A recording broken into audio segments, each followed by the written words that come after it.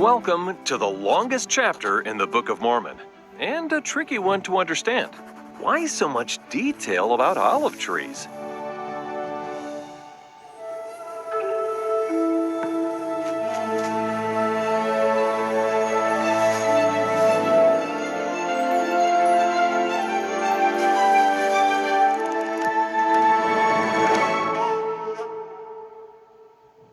Well, Jacob wasn't just trying to branch out into symbolism.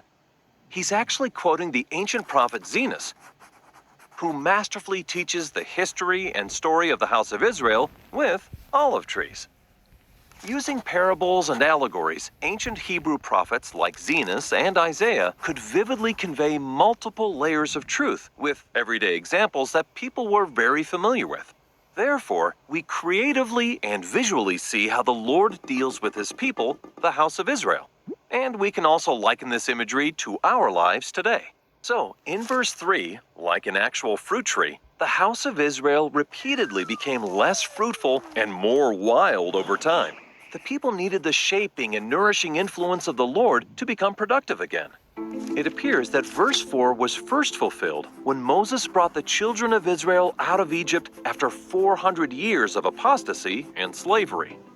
The older generation hardened their hearts in the wilderness, so the Lord had to completely prune and destroy them to make room for the younger generation of the family tree to grow.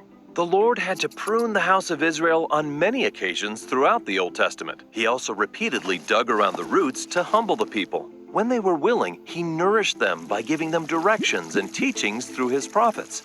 And you know what?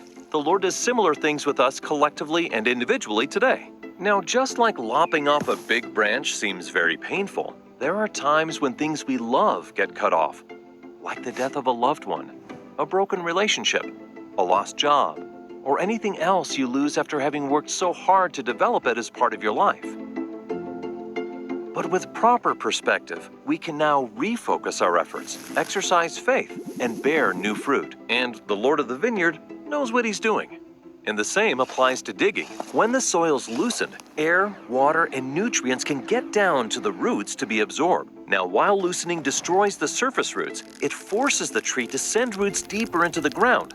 So when seasons of drought and furious storms hit, and they do, we, along with our children and the church, will be firm and immovable. Surface roots won't help us during our personal storms. Then there's the dung. Now, some feel that having the Lord tell them what to do and give them commandments through Scripture, at church, and in prayer can be, well, a bit repulsive. But God, the great gardener, needs us to produce good fruit. And while some things can be very hard to hear, if we search the Scriptures, have intimate prayer, and really hear God's voice, all with a humble heart, our roots will go deeper, and we'll produce the fruit that'll add so much joy to our lives and others. Finally, there's the grafting, or taking a branch and implanting it into another tree. In verse 8, the Lord prunes off some of the branches and grafts them into similar-sized branches on other trees in the vineyard. When the grafting is successful, the branch grows and produces good fruit, even though it's now connected to a wild tree. This appears analogous to the scattering of Israel, with verse 14 sounding like a perfect description of when the Lord allowed Assyria to carry away the lost 10 tribes to other parts of the world in 721 BC. So much of the rest of the chapter is about what happens with a scattering each time the Lord visits. His first visit, during verses 3 to 14, appears to cover mostly Old Testament events. His second visit, from verses 15 to 28, talks about events that happen around the time of Christ and shortly thereafter with the Nephites and Lamanites. Verses 17 and 18 seem like symbolic descriptions of many Gentiles who were adopted into the house of Israel through the missionary labors of the early apostles, like Peter and Paul.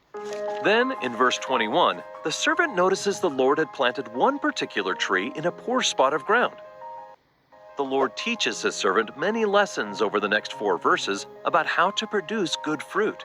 He reminds the servant that he knew the ground wasn't ideal, so he'd spent extra care nourishing and taking care of that tree, which led to it producing good fruit.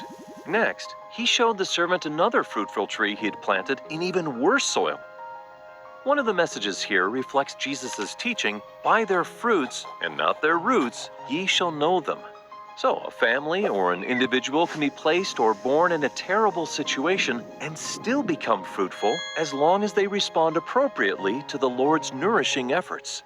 In verse 25, there's a tree planted in a good spot of ground with partly good fruit and partly bad fruit. It's pretty likely that Jacob and Nephi would have compared this part to their Nephite and Lamanite nations in the Promised Land. And, if that's the case, the missionary efforts in the books of Alma and Helaman are symbolically included in verses 26 to 28. Okay, now it looks like the third visit starts in verse 29 and is the longest section of the allegory, which goes on until verse 59, where the Lord finds a ton of fruit everywhere in the vineyard, but it's all wild. This really sounds like the great apostasy. And because he can't find any good fruit, the Lord of the vineyard weeps, saying, "What could I have done more?" He then wonders if he should just torch the whole vineyard. But beautifully, the servant pleads with the Lord to spare it a little longer and try one more time to produce good fruit. And the Lord agrees to work in the vineyard one last time. And so begins the final gathering in the latter days. Now it's our turn to work in the vineyard, and verse 72 tells us that the Lord of the vineyard is laboring with us in this effort. You can study verses 60 to 77 to see what the Lord expects of us. As we study this chapter, we must remember that the Lord is a master gardener producing fruit in the house of Israel, the church, your family, and in your own life.